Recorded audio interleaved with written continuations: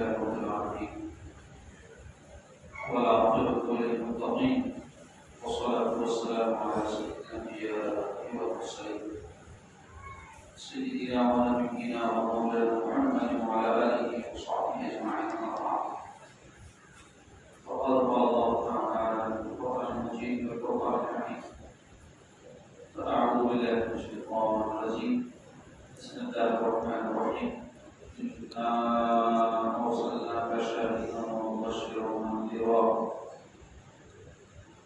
صدق الله العظيم وصدق رسوله النبي الكريم وقال تبارك وتعالى في حرمة حديث الكريم إن الله وملائكته يصلون على النبي يا أيها الذين آمنوا صلوا عليه وسلموا تسليما اللهم صل على سيدنا ومولانا محمد وعلى آله وصحبه وسلم اللهم صل وسلم وبارك على محمد وعلى آل محمد.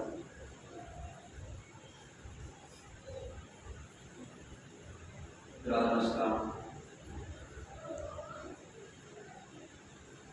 یہ مہینہ ماہ ربیع الاول ماہ میلاد النبی صلی اللہ علیہ وسلم اور آج کا یہ جمعہ اس ماہ مبارکہ کا آخری جمعہ اور چونکہ یہ مہینہ میلاد مصطفیٰ صلی اللہ علیہ وسلم کا مہینہ ہے اس مناسبت سے ہم انشاءاللہ تعالی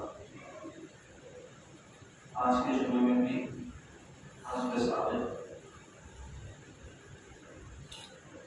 سرکار مدینہ راحت القدسینہ سیدنا مولانا محمد مصطفیٰ صلی اللہ علیہ وسلم سے فضائل و مناقب آپ کے سامنے بیان کریں گے جس میں آج انشاءاللہ تعالی سرکار پاک صلی اللہ علیہ وسلم کے حقوق جو امت پر اس حوالے سے کچھ باتیں آپ سے بیان کریں گے. عزیزو دنیا میں ہر تعلق ہر خوشحال ہوتا ہے.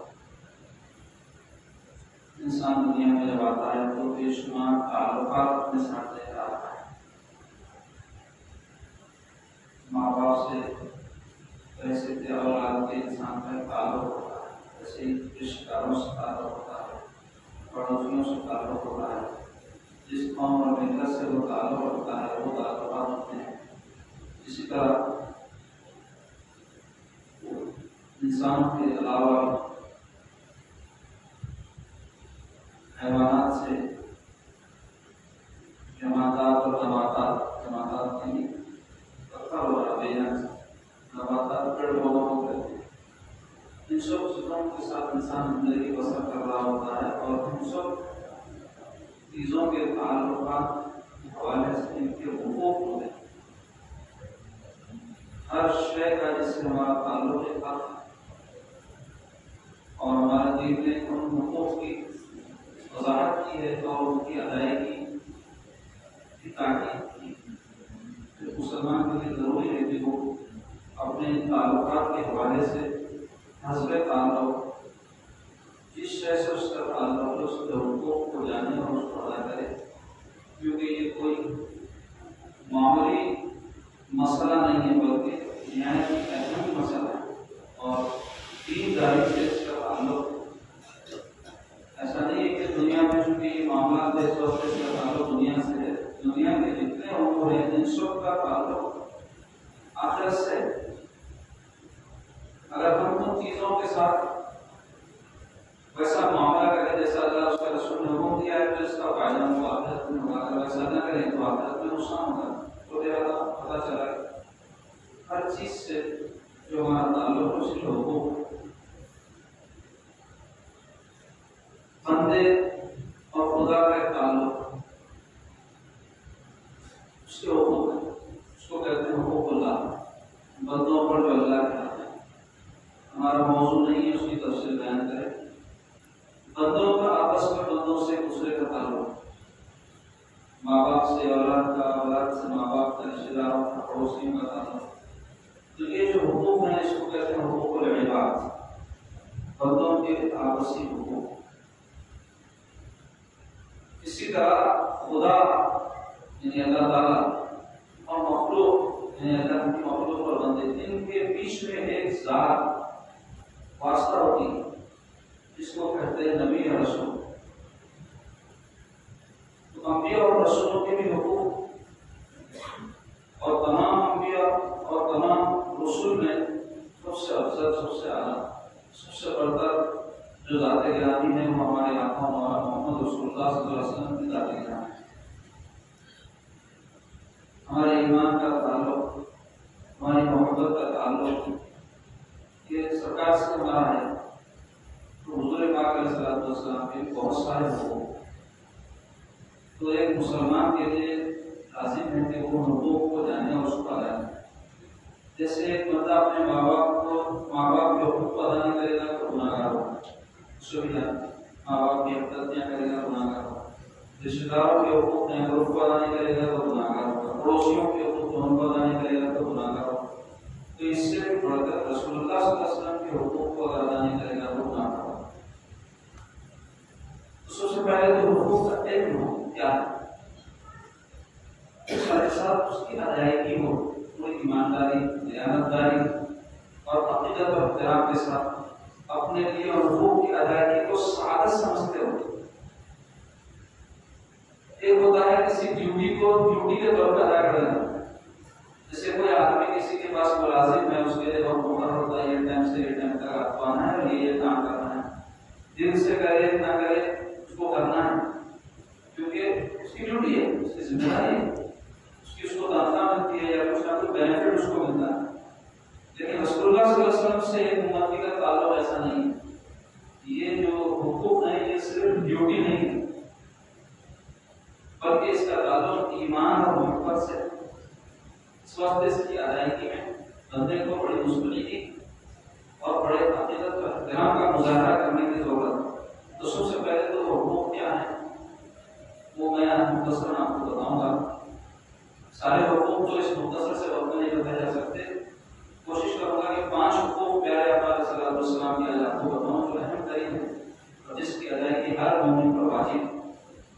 وہ 5 حقوق کیا ہے؟ پہلا حق ہے رسول اللہ صلی اللہ علیہ وسلم پر ایمان کرنا، دوسرا حق ہے رسول اللہ صلی اللہ علیہ وسلم سے محبت کرنا، تیسرا حق ہے رسول اللہ صلی اللہ علیہ وسلم کی تعظیم و توقیر بجانا، چوتھا حق ہے رسول پاک صلی اللہ علیہ وسلم کی اطاعت و اتباع کرنا، پانچواں حق ہے رسول اللہ صلی اللہ علیہ وسلم پر کثرت سے درود پڑھنا۔ تو آئیے اس کی کچھ تفصیل میں آپ کے سامنے بیان کروں۔ ان 5 حقوق میں پہلا حق کیا ہے؟ رسول اللہ صلی اللہ علیہ وسلم پر ایمان لانا۔ رسولوں نبیوں پر ایمان لانا ہمارے بنیادی عقائد میں داخل ہے۔ اگر کوئی انبیاء اور رسول کو نہیں مانتا تو انہیں مسلمان نہیں ہو سکتا۔ مسلمان ہونے کے لیے جو بنیادی باتیں ہیں، اللہ کی توحید کا قائل ہونا ہے، رسولوں نبیوں کو ماننا ہے، کتابوں کو ماننا ہے، آخرت کو ماننا ہے، مرنے کے بعد دوبارہ اٹھائے جانے کو ماننا ہے، یہ بنیادی باتیں ہیں۔ بہت سارے مسلمان ایسے متبادل نہیں ہیں۔ یہ اور بات ہے کہ وہ ان چیزوں پر چونکہ ایمان رکھتے ہیں اس مسئلے کو مسلمان کہتے ہیں کہ علم نہیں ہے، جانتے نہیں، یہ دین کی اصل ہے، قائل۔ تو ہمارے بنیادی عقیدوں میں سے ایک عقیدہ کیا ہے؟ نبیوں اور رسولوں کے ہم قائل ہیں۔ دوسرے جو مذاہب ہیں اس میں اہل کتاب ہیں، یہود و نصارہ، یہ بھی نبوت اور رسالت کو ماننے والے لوگ ہیں۔ لیکن بعض مذاہب ایسے ہیں کہ یہاں نبوت اور رسالت کا تصور نہیں، جیسے ہندو مذہب ہے، ان کے یہاں نبی اور رسول نہیں ہوتے، یا مجوسی جو آپ کو پوچھتے ہیں ان کے یہاں نبی اور رسول کا تصور نہیں۔ تو ہمارے دین میں بنیادی عقیدہ کیا ہے؟ نبوت اور رسالت۔ انبیاء اور رسول کو ہستیاں ہیں جو اللہ تعالیٰ اور بندوں کے بیچ میں واسطہ ہیں، اللہ سے لیتے ہیں، بندوں کو دیتے ہیں، اور بندوں کو اللہ تک پہنچنے کے لیے نبی اور رسول کو ماننا اور ان کی پیروی کرنا ضروری ہے۔ اپنی مرضی سے اگر کوئی اللہ کو مانتے ہوئے جو چاہے کرے گا تو وہ اللہ تک نہیں پہنچ سکتا، اللہ اس سے راضی نہیں ہوگا، مسلمان نہیں ہو سکتا۔ تو نبیوں اور رسولوں کے حوالے سے اجماع تو یہ ہے کہ تمام انبیاء اور رسول جتنے بھی دنیا میں تشریف ہیں ان سب پر ایمان لانا ہے۔ لیکن حضور پاک صلی اللہ علیہ وسلم کا معاملہ اس سے بھی بڑھ کر ہے۔ حضور کو صرف نبی صرف رسول مان لینے سے کوئی مسلمان نہیں ہوتا۔ حضور پاک صلی اللہ علیہ وسلم کو نبی اور حضور کو رسول ماننے سے بھی بڑھ کر کے حضور پاک صلی اللہ علیہ وسلم کو تمام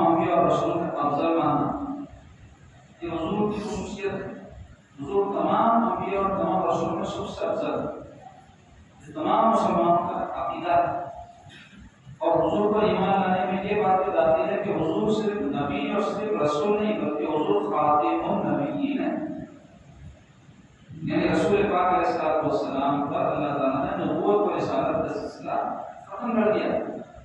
حضور علیہ السلام کے بعد میں کوئی نئے نبی کوئی نئی رسول تشریف لانے والے نہیں۔ اگر کوئی حضور کو نبی مانتا ہے، رسول بھی مانتا ہے، افضل الرسول بھی مانتا ہے، لیکن حضور کو خاتم النبی نہیں مانتا تو مسلمان نہیں ہوتا۔ یہ بڑی باریک بات ہے، اس کو اسی طرح ذہن میں رکھنا چاہیے۔ یہ بات میں اس بات پہ کہہ رہا ہوں کہ حضور پاک صلی اللہ علیہ وسلم فرمائیں گے قیامت تک 40 امت کے چھوٹے دعوے دار پیدا ہوں،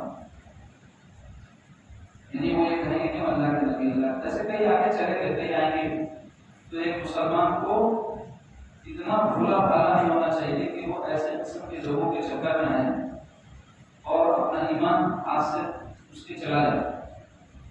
تو جہاں حضور کو نبی اور رسول مانے تو وہیں ضروری ہے کہ حضور پاک صلی اللہ علیہ وسلم کو خاتم النبی مانے۔ خاتم کے معنی کیا ہوتے ہیں؟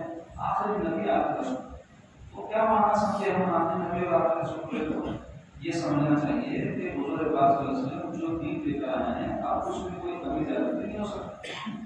حضور پاک صلی اللہ علیہ وسلم پر جو کتاب نازل ہوئی قرآن مجید اس میں کوئی کمی زیادتی کا کسی کو حق نہیں، تو کامل کتاب ہے، پوری کتاب ہے، یعنی پوری ایسی باتیں ہیں جو ہمارے دین و دنیا کے لوگوں کے لیے کافی ہیں۔ حضور پاک صلی اللہ علیہ وسلم جو شریعت لے کر کے آئے ہیں، قانون، شریعت کسے کہتے ہیں؟ قانون۔ دنیا میں ہر کام قانون سے چلتا ہے، یہ اور بات ہے کہ جو قانون کے مطابق نہیں چلنا چاہتا۔ آپ دیکھو سڑک پہ جب آپ نکلتے ہیں تو قانون ہے، سگنل لگا ہوا رہتا ہے، لال لائٹ ہے تو رک جانا، ہری لائٹ ہے تو گزر سکتے، آئے لائٹ ہے تو الرٹ ہو جانا، قانون کے مطابق ہے، اور کوئی اس کے خلاف ورزی کرے تو چالان ہونا۔ مگر لوگ کیا مانتے ہیں؟ سگنل توڑ کے جانا بہادری سمجھتے ہیں۔ 3 لوگ سواری نہ کرے گاڑی پر، یہ قانون ہے۔ لوگ کیا سمجھتے ہیں؟ مردانگی ہے، 3 یا 4 بڑھے تو زیادہ مردانگی ہے لوگ، اور اس پر بھی شور پکارا کرے تو مزید مردانگی میں اضافہ ہوا ہے۔ قانون کے خلاف ہے، ایسا کوئی کرتا ہے تو اس کو چالان ہوتا ہے۔ ہیلمٹ پہننا، ایک مثال بتائی میں آپ کو ٹریفک رولز سے دے رہا ہوں، ایسے بے شمار قوانین ہیں نا زندگی گزارنے، کوئی کسی کو قتل نہ کرے، قانون نہیں کرے گا تو اس کو سزا ملے گی، چوری نہ کرے، کسی کی زمین جائیداد نصب نہ کرے، یہ سب قانون اس کے بنے۔ ویسے ہی رسول اللہ صلی اللہ علیہ وسلم نے قانون لے کر تو اس قانون کو بھی ماننا، حضور پر ایمان لانا ہے، اور ایسا ایمان رکھنا کہ جو قانون حضور لے کر آئے ہیں وہ ایسا قانون ہے کہ اللہ تعالیٰ کی طرف سے عطا کرتا ہے، اس میں کمی اور زیادتی نہیں ہو سکتی۔ جو کچھ طے کر دیا تھا اس کے رسول نے، بس قیامت تک اسی پر ہم کو یقین کر کے اسی کے مطابق عمل کرنا ہے، اسی شریعت پر ہم کو چلنا ہے، کوئی اور نئی شریعت کوئی نیا دین اب آنے والا نہیں۔ تو یہ ہے ایمان لانا رسول اللہ صلی اللہ علیہ وسلم، اور رسول پاک صلی اللہ علیہ وسلم فرماتے ہیں کہ تم میں کوئی بھی اس وقت تک مومن نہیں ہو سکتا جب تک کہ اس شریعت پر ایمان لائے جو میں لے کر آیا ہوں، جو قوانین میں لے کر آیا ہوں۔ حضور پاک صلی اللہ علیہ وسلم ہم کو عبادات کے حوالے سے قوانین عطا فرمائیں کہ دیکھو ایسے ایسے رولز ہیں، اس کے مطابق تم عبادات کرو گے تو یہ عبادت اللہ قبول فرمائے۔ نماز اس طرح پڑھو گے قبول، روزہ اس طرح رکھو گے، یہ دنوں میں رکھو گے یا اوقات میں رکھو گے تو قبول، ورنہ نہیں۔ حج اس طرح کرو۔ اسی طرح معاشرت کے حوالے سے حضور نے بہت سارے قوانین ہم کو عطا فرمائے، معاملات کے حوالے سے حضور نے قوانین عطا فرمائے۔ شادی میں امامی ہوتی ہے ہمارے یہاں، تو شادی کو شادی کب کہیں گے اور کب نہیں کہیں گے، اس کے لیے کچھ اصول ہیں جو حضور صلی اللہ علیہ وسلم نے ہم کو بتایا اللہ تعالیٰ کے حکم مطابق، اس کے مطابق اگر آپ کریں گے تو شادی کہلائے گی، تو شادی نہیں، یہ قانون۔ تو ایسے کوئی مر جائے، مرنے کے بعد کچھ نہ کچھ چھوڑ کے مرتا ہے، ابھی نہیں بھی چھوڑتا ہوگا لیکن اکثر لوگ کچھ جائیداد پیسے چھوڑ کے مرتے ہیں، تو وہ جو چھوڑ کر مرتے ہیں کس کو کتنا ملے گا، قانون ہے پورا۔ اگر ہم کہیں گے نہیں میں اپنی مرضی سے بانٹ لوں گا، اس کی راٹی اس کی بھینس، میرے قبضے میں میں جو چاہے کروں گا، تو کیا کر رہا ہے؟ حضور پاک صلی اللہ علیہ وسلم کی شریعت کا مذاق اڑا رہا ہے۔ ایسے ہی طلاق کے قوانین ہیں، وراثت کہتے ہیں، اس کو مرنے کے بعد حصے بڑھتے، ترکہ کہتے ہیں، اس کے قوانین ہیں، تو یہ ساری شریعت ہے۔ تو سرکار پر ایمان لانا کیا مانا؟ حضور جو شریعت لے کر آئے ہیں اس پر بھی ایمان لانا، حضور پر جو کتاب نازل ہوئی اس پر بھی ایمان لانا، یہ سب رسول اللہ صلی اللہ علیہ وسلم پر ایمان لانے سے مخالفت ہے۔ تو یہ حق ہے پہلا رسول اللہ صلی اللہ علیہ وسلم۔ دوسرا حق ہے رسول اللہ صلی اللہ علیہ وسلم سے محبت کرنا۔ محبت حضور کی واجب ہے، نماز سے بھی بڑھ کر واجب ہے، روزے سے بھی بڑھ کر واجب ہے، زکات سے بھی بڑھ کر واجب ہے، حج سے بھی بڑھ کر واجب ہے۔ کیوں؟ اس بات پہ کہ حضور کی محبت دل میں ہوگی تبھی تمہارے نماز قبول ہو، تبھی روزہ قبول ہو، تبھی زکات قبول ہو، تبھی حج قبول ہو۔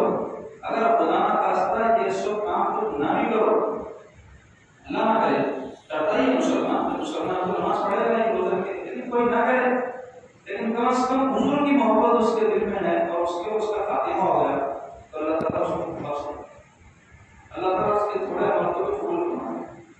تو حضور پاک صلی اللہ علیہ وسلم کی محبت ایمان کی روح ہے۔ روح جس جسد میں نہ ہو تو روزہ کہلاتا ہے، اور جب روح جسم سے نکل جاتی ہے تو آپ دیکھتے ہیں کہ جسم سڑنا شروع ہو جاتا ہے۔ ویسے ہی اگر کوئی ایماندار ہونے کا دعویٰ تو کرتا ہے کہ حضور کی محبت اس کے دل میں نہیں ہے، تو ویسے ہی ہے جیسے مردہ، اس کے عمل کی کوئی حیثیت نہیں، اس کی خدمات کی کوئی حیثیت نہیں، اس کی شخصیت کی کوئی حیثیت نہیں ہے حضور کی محبت کے بجائے۔ حضور پاک صلی اللہ علیہ وسلم کی محبت کو اللہ تعالیٰ نے ہم پر واجب کیا ہے، قرآن مجید میں بھی اس کا ذکر ہے، اور مشہور حدیث پاک ہے بخاری شریف، مسلم شریف اور حدیث کی اکثر کتابوں میں حدیث پاک آپ کو مل جائیں گی، جس میں حضور صلی اللہ علیہ وسلم کیا ارشاد فرمایا، لا یؤمن احدکم حتی اکون احب الیہ من والدہ وولدہ والناس اجمعین۔ اس حدیث پاک کا ترجمہ ہے لا یؤمن احدکم، تم میں کا کوئی بھی پکا مومن نہیں ہو سکتا، لا یؤمن ایماندار نہیں ہو سکتا، احدکم تم میں کا کوئی بھی، حتی اکون احب الیہ یہاں تک کہ میں اس کے نزدیک محبوب ترین نہ ہو۔ اب تک مومن نہیں ہو سکتا جب تک کہ میں اس کے نزدیک محبوب ترین یعنی سب سے زیادہ محبوب نہ ہو جاؤں۔ کن سے؟ میں والدی اپنے باپ سے بھی زیادہ محبوب، میں ولدی اپنی اولاد سے بھی زیادہ محبوب، والناس اجمعین اور تمام انسانوں سے زیادہ محبوب۔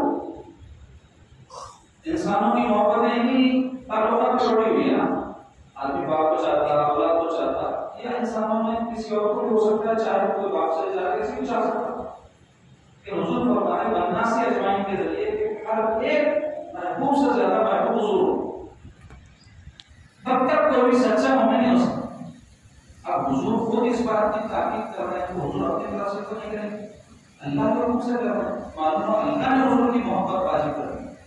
حضور اگر یہ نہ بھی فرماتے جو اس حدیث پاک میں مضمون آیا ہے، تب بھی حضور پاک صلی اللہ علیہ وسلم کی محبت ہم پر اس بات سے واجب ہوتی ہے کہ محبت کرنے کے جتنے اسباب ہیں اللہ نے حضور کی ذات میں جمع کر دیے۔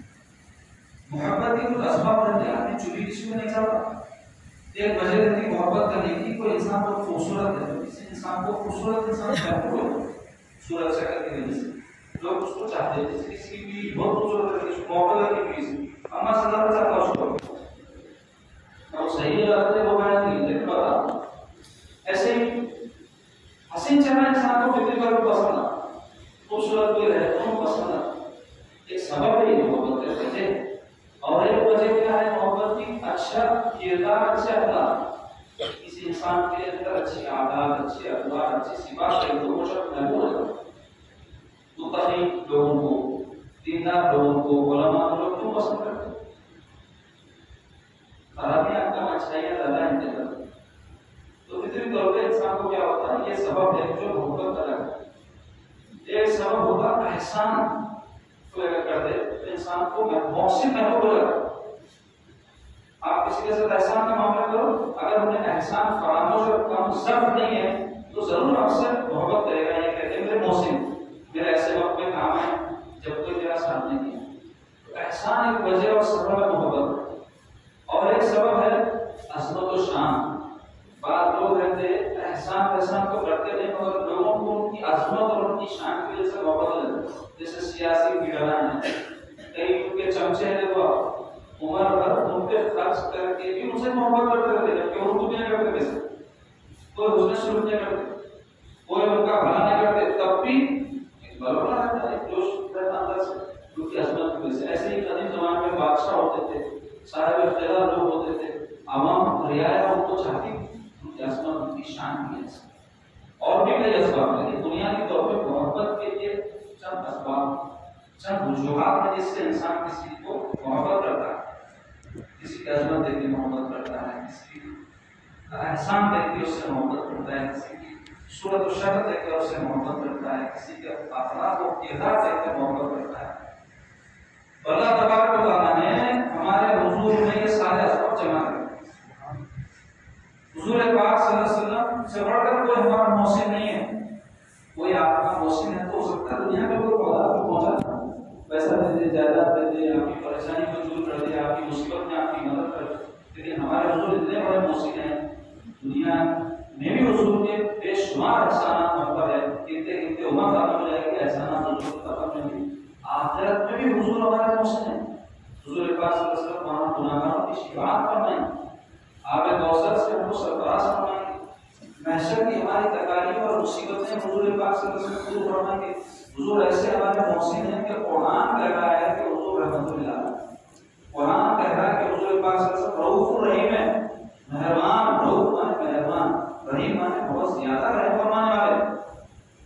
حضور پاک صلی اللہ علیہ وسلم اپنی امت کے لیے کیسے جو ہے فکر مند رہتے تھے کہ اللہ تبارک و تعالیٰ فرمائے لعلک باخع نفسک علی آثارہم، اے کیا آپ ان کی حرکتوں سے اپنی جان کو کما دیں گے کیا؟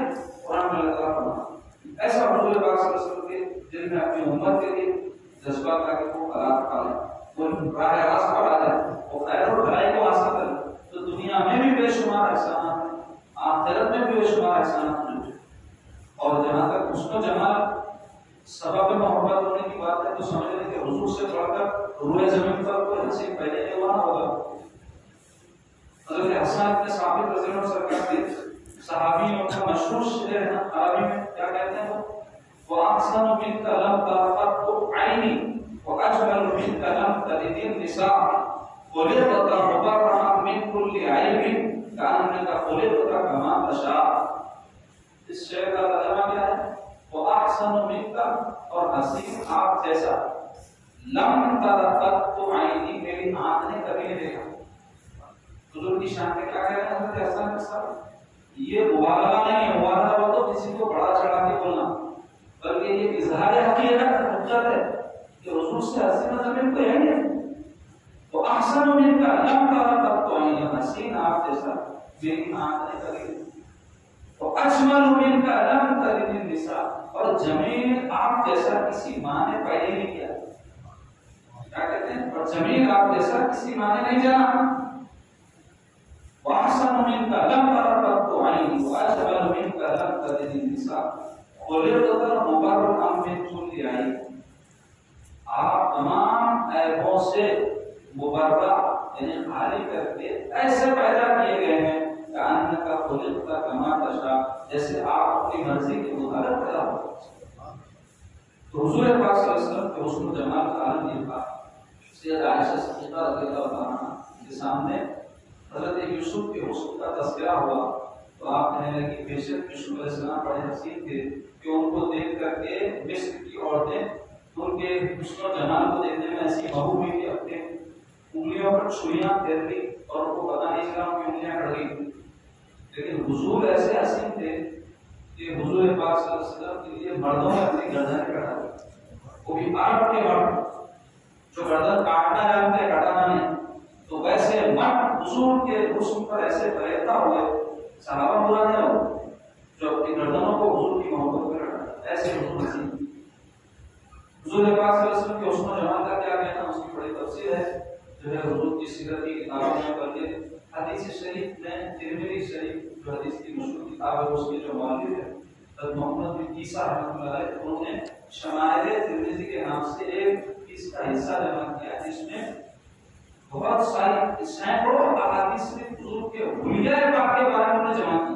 حضور پاک صلی اللہ علیہ وسلم کا چہرہ انور کیسا تھا، حضور پاک صلی اللہ علیہ وسلم کے دندان مبارک کیسے تھے، حضور کا قد کیسا تھا، حضور پاک صلی اللہ علیہ وسلم کے جو ہے دہن مبارک کیسا تھا، حضور پاک صلی اللہ علیہ وسلم کی ناک پاک کیسی تھی، حضور کے کان کیسے تھے، حضور کا رنگ کیسا تھا، حضور کا تبسم کیسا تھا، حضور کا ہریہ کیسا تھا، حضور کی گفتگو کیسی تھی، حضور کا چلنا کیسا تھا، حضور پاک صلی اللہ علیہ وسلم کے دستہ اقدس کیسے تھے، حضور کا سینہ مبارک کیسا تھا، خالی فہرست دیناروں میں آپ ہر ایک اس عنوان کے تحت کئی کئی احادیث کو لے کر آئے.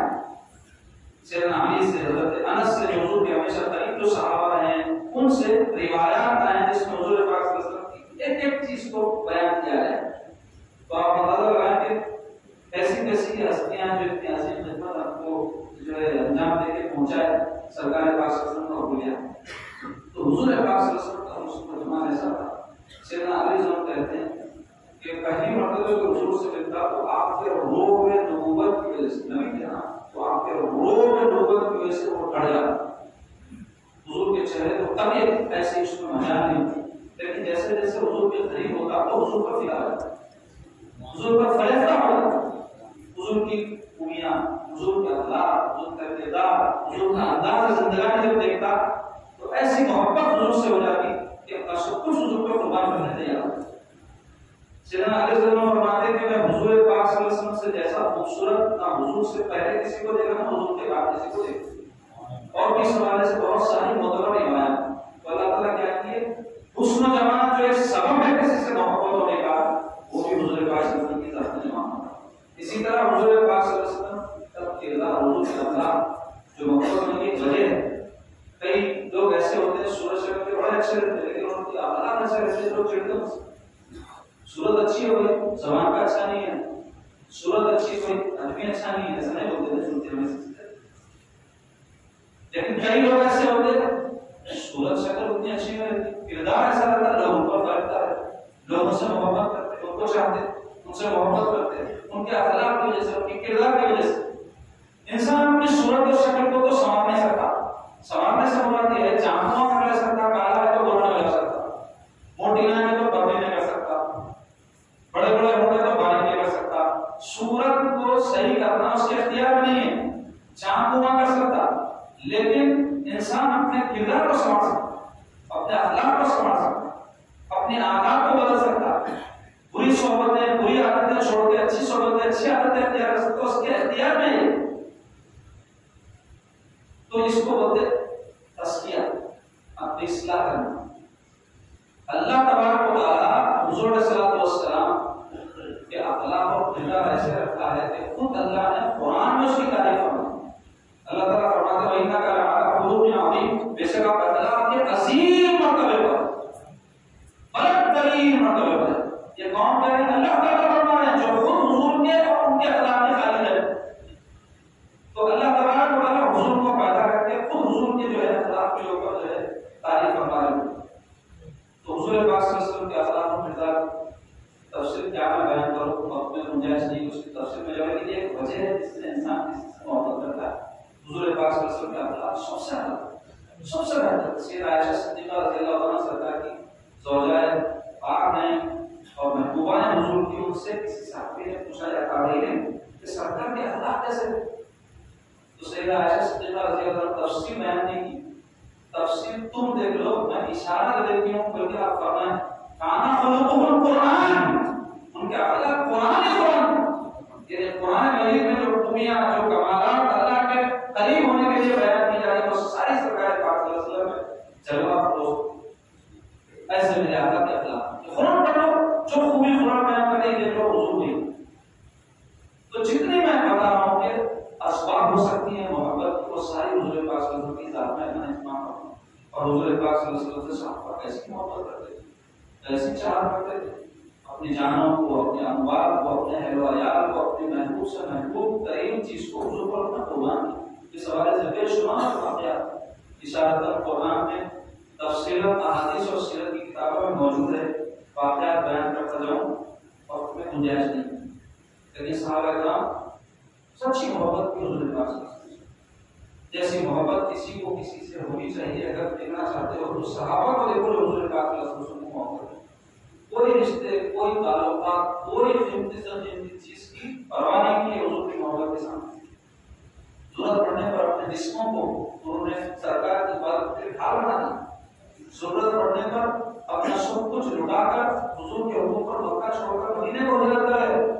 ضرورت پڑنے پر ان کی عزیز سے عزیز رشتے دار جب مقابلے میں ان کے سامنے آئے جو حضور کے دشمن تھے، انہوں نے تلوار چلانے سے ان کا دلیل نہیں کیا، رکے نہیں ان کے ہاتھ.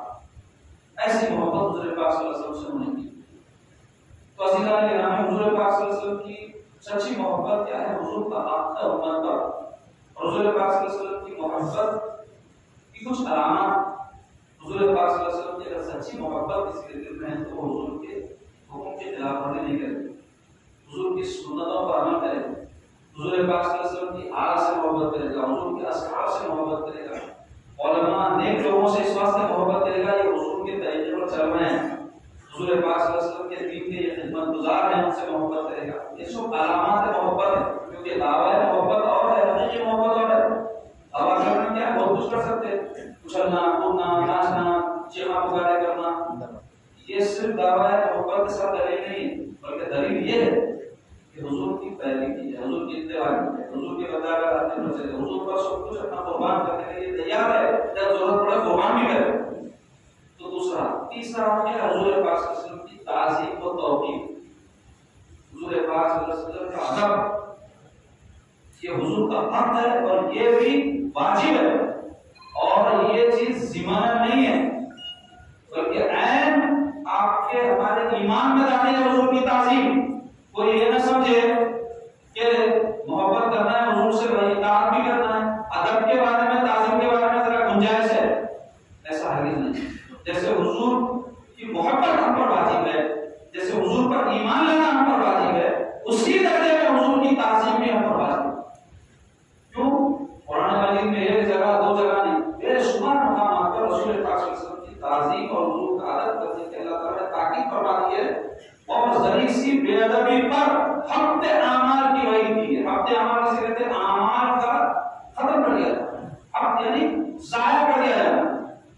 تو علماء کہتے ہیں کہ حضور کی شان میں گستاخی اور بے ادبی پر حبط اعمال کی وعید اس لیے لائی گئی ہے کہ آدمی بے ادبی اور گستاخی کرنے کے بعد مسلمان رہتے ہی نہیں.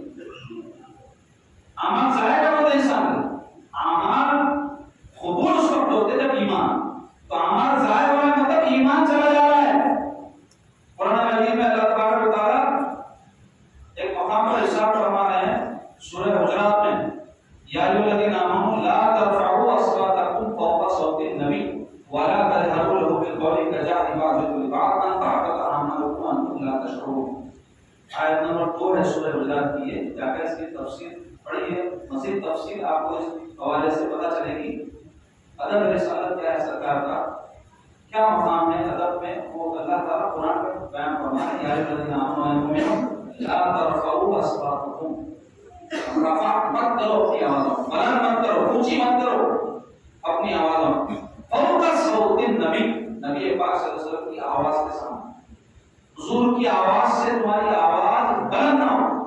لا ترفعوا اصواتکم فوق صوت النبی ولا تجهروا له بالقول، اور ان سے جہر کے ساتھ بات نہ کرو، اونچی آواز میں بات نہ کرو. ایک حکم کیا ہے؟ ان کی آواز سے آواز بلند نہ ہو. دوسرا حکم یہ ہے کہ وہ بات نہیں کر رہے ہیں، تم بات کر رہے ہو، تب بھی بلند آواز نہ ہونے پائے. ولا تجهروا له بالقول كجهر بعضكم لبعض، جیسے آپس میں ایک دوسرے سے بلند آواز سے بات کرتے ہو، یعنی دوستی میں یا ملنے جلنے میں یا کاروبار میں ایک دوسرے سے چڑ چڑ کے بات کرتے ہیں نا، اللہ تعالیٰ فرمائے ویسے بات نہ کرو. اگر ایسا کرو گے ان تحبط اعمالکم کی وعید ہے کہ تمہارے اعمال حق کرتے ہیں، اور وانتم لا تشعرون، تم کو پتہ بھی نہیں چلے گا کہ تمہارے اعمال حق ہو گئے ہیں. تم یہ سمجھ کے رہو گے کہ میں مسلمان ہوں، تم یہ سمجھ کے رہو گے کہ میں مولوی ہوں، جو بھی ہے میں ہوں سمجھتے رہیں گے، خبر نہیں ہوگی کہ تم مسلمان باقی ہے، تمہارا ایمان ہی مجھ سے ہو گیا، اس کا پتہ بھی نہیں چلے گا. ایسے جو ہے یہ وعید ہے، اس شعور نہیں ہو. تو اتنا سرکار کا بلند مقام ہے کہ آواز کا بلند کرنا بھی ان کی جناب میں بے ادبی اور گستاخی. تو اگر کوئی ان کی ذات پاک کے بارے میں توہین آمیز گفتگو کرے، ان کی صفات کے بارے میں یا ان سے متعلقہ چیز، کوئی بھی چیز جس کو ان سے علاقہ ہے، ان کا شہر ہو، ان کی کتاب ہو سرکار پاک صلی اللہ علیہ وسلم کی، یا ان کا لباس پاک ہو، یا ان کے منہ مبارک ہو، کسی کے حوالے سے اگر کوئی گستاخی کرے تو وہ سب اس سے بڑی ہی گستاخی سمجھی جائے گی، اس سے آواز بلند کرنے سے. کیونکہ علماء کہتے ہیں کہ گستاخیوں میں اگر لیول کو فرق کیا جائے تو سب سے کم درجے کی گستاخی آواز کا فرق کرنا ہوگا.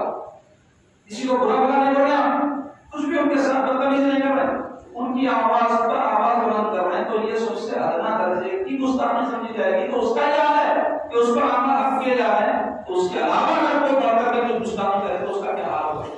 اللہم احفظ لنا حضور پاک صلی اللہ علیہ وسلم کا ادب، ان کی تعظیم اور توقیر کرنا، حضور پاک صلی اللہ علیہ وسلم کا نام نامی اسم گرامی جب بھی یہ دولنا کہتے ہیں کہ ہمیشہ کوشش یہ ہونی چاہیے کہ رسول اللہ، نبی اللہ، رحمت للعالمین، شفیع المذنبین، سید المرسلین، ایسے پیارے پیارے القاب کے ساتھ ان کا نام لیا جائے، اور جب بھی نام لے کوشش کریں کہ صلی اللہ علیہ وسلم کہیں۔ ایک مرتبہ بھی کسی ایک مجلس میں صلی اللہ علیہ وسلم کہہ دے گا کافی ہے، لیکن ہر بار کہے گا مستحب ہے، ثواب بھی ملے گا اس کو۔ تو اس کا خیال رکھنا چاہیے کہ حضور پاک صلی اللہ علیہ وسلم کی ہر وقت تعظیم و توقیر امت پر واجب ہے، آپ کا صلی اللہ علیہ وسلم۔ اور چوتھا آپ کیا ہے ان کی اتباع و اطاعت، اب ہے رسول اللہ صلی اللہ علیہ وسلم، کیونکہ حضور کیوں بھیجے گئے؟ تاکہ حضور کی ہم پیروی کریں، ان کے حکم کی تعمیل کریں، جو کرنے کے لیے انہوں نے کہا ہے وہ کریں، جس سے انہوں نے منع کیا اسے رکیں۔ اگر یہ کوئی نہیں کر رہا ہے تو حضور پاک صلی اللہ علیہ وسلم کا حق ہے جو تعلق کر رہا ہے، تو حضور پاک صلی اللہ علیہ وسلم کیا ہم کو کرنے کا حکم کیا؟ جب پتا ہوگا تو کریں گے، جس سے حضور نے منع کیا ہے پتا ہوگا تو رکیں گے۔ تو اس کے لیے ضروری ہوا کہ ہم دین کا علم سیکھیں، ہم کو پتا ہو کہ ہمارے آقا علیہ السلام کن باتوں کو لازمہ کرنے کا ہم کو ہوتی، کم سے کم اتنا تو پتا ہونا چاہیے، اور کن باتوں سے لازمہ ہم کو ہوتی، اور اس کے بعد کی چیزیں تو اس کے نیچے کے درجے میں، لیکن لازمہ جو کرنے اور نہیں کرنے کے کام وہی معلوم نہیں ہے، تو کہاں سے حضور پاک صلی اللہ علیہ وسلم کی اطاعت کرتے ہو؟ ہر ایک مسلمان کے لیے ضروری اطاعت کہتے ہیں حکم کی تعمیل کرنا، یہ کرو یہ مت کرو، نہیں کرنا، یہ اطاعت۔ اتباع حضور جیسے کیے سو کرنا، حضور جیسے ہوتے کوشش کریں جان کر کے حضور ایسے ہوتے، حضور ایسے بیٹھتے تھے، حضور یہ پسند کرتے تھے، حضور یہ ناپسند کرتے تھے، حضور ایسے گفتگو فرماتے تھے، حضور لوگوں کے ساتھ اس طرح ملتے تھے، حضور ایسے کرنے کے کام حضور کے لیے ہیں، اس کو کہتے ہیں اتباع۔ اتباع کا زیادہ ہے کیونکہ اتباع اسی وقت ہو سکتی ہے دل میں محبت، اطاعت کے لیے کوئی محبت ہو نہ ہو کریے گا، جیسے آپ کسی کی بات ملازمت کر رہے ہیں، دل میں غصہ رہتا ہے، فرسٹریٹ ہو رہے کرنا نہیں کر تو نکالت کا نہیں، تو اطاعت ہے، اتباع ہے۔ اپنی دکانیں بھائی ایسے روزی مل کے میرے کو ایسا نقصان نہ دینا سیٹ کا، اچھا بولا میں ان کے ساتھ چھوڑا ہوا، یہ کیا ہے؟ محبت کی وجہ سے۔ تو اتباع میں اور اطاعت میں یہ فرق، ہر اطاعت کرنے والا محبت کرنے والا ہو ضروری نہیں، اتباع کرنے والا محبت کی وجہ سے اتباع، حضور کی اطاعت بھی کرنا ہے، اتباع بھی کرنا ہے۔ یہ چوتھا۔ پانچواں حضور پاک صلی اللہ علیہ وسلم کا یہ ہے حضور پاک صلی اللہ علیہ وسلم پر درود پڑھنا، اس کا اللہ نے حکم دیا، اب تو یہ سرکار پاک صلی اللہ علیہ وسلم قرآن مجید کی مشہور آیت اس کو سنتے ہیں درود پڑھتے ہیں، ان اللہ و ملائکتہ یصلون علی النبی، کیا فرمایا اللہ؟ بے شک اللہ تعالیٰ اور اس کے فرشتے نبی پاک صلی اللہ علیہ وسلم پر درود پڑھتے ہیں۔ پھر حکم کیا ہو رہا ہے؟ یا الذین آمنوا، اے ایمان والو صلو، تم بھی درود پڑھو، علیہ ان پر، وسلموا، سلام بھی پڑھو، تسلیما بہت زیادہ، تھوڑا نہیں بہت زیادہ تسلیما کی معنی۔ تو اس میں دو باتیں، ایک خبر ہے، خبر معاملی خبر نہیں ہے، بہت بڑی خبر ہے، وہ کیا ہے؟ اللہ اس کے فرشتے رسول پر درود پڑھ رہے ہیں، تو معاملی خبر ہے یہ، اللہ کیا کر رہا ہے؟ تو بڑی ذات کیا کر رہی ہے؟ حضور پر درود پڑھ رہے ہیں فرشتے، اور جمع ہے، ایک فرشتہ دو فرشتے نہیں، وہ ملائکہ، ملک کی جمع ملائکہ فرشتے سب آگے سے سب کیا کر رہے ہیں؟ حضور پر درود پڑھ رہے ہیں۔